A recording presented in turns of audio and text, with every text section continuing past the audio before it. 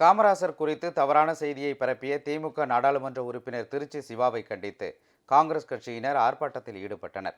சென்னையில் நடைபெற்ற கூட்டம் ஒன்றில் கலந்து கொண்டு பேசிய திருச்சி சிவா, காமராசர் தங்குவதற்காக பயணியர் விடுதிகளில் குளிரூட்டப்பட்ட அறை ஏற்பாடு செய்யப்பட்டதாக கூறினார்.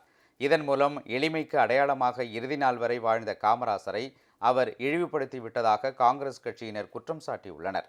திருச்சியில் காங்கிரஸ் கட்சியின் மாநில பொதுச் செயலாளர் சரவணன் தலைமையில் அக்கட்சியினர் திருச்சி சிவாவின் வீட்டை முற்றுகையிடுவதற்காக ஊர்வலமாக சென்றனர். காமராசர் குறித்த பேச்சுக்கு திருச்சி சிவா நிபந்தனையற்ற மன்னிப்பு கேட்க வேண்டும் என்றும் திமுக தலைமை அவரை பதவி நீக்கம் செய்ய வேண்டும் என்றும் காங்கிரசார் வலியுறுத்தினர். கூட்டணியில் இருக்க வேண்டும் என்பதற்காக தன்மானத்தை காங்கிரஸ் தொண்டர்கள் ஒருபோதும் விட்டுக் கொடுக்க மாட்டார்கள் என்றும் அவர்கள் திட்டவட்டமாக தெரிவித்தனர்.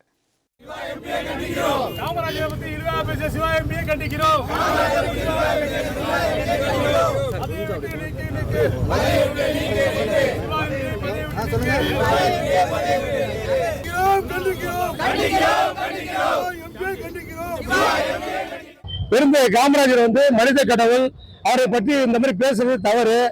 உண்மைக்கு புறம்பா கலைஞர் சொன்னாரு, கலைஞர் கிட்ட சொன்னதா செத்து போன மனுஷனையும் வம்புல இருக்காரு. இதுக்கு இந்த துணிச்சல் அவருக்கு எப்படி வந்துச்சு? எனவே திமுக தலைமை, திமுக துணை பொதுச் செயலாளர் பதவியிலிருந்து அவரை நீக்க வேண்டும்.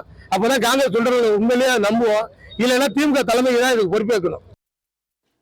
திமுக உடனான கூட்டணி குறித்து மறுபரிசீலனை செய்யுமாறு ராகுல் காந்தியிடம் முறையிடப் போவதாகவும் போராட்டத்தில் ஈடுபட்டவர்கள் தெரிவித்தனர். தடையை மீறி முற்றுகை போராட்டத்தில் ஈடுபட முயன்ற காங்கிரஸ் கட்சியினர் காவல்துறையால் கைது செய்யப்பட்டனர்.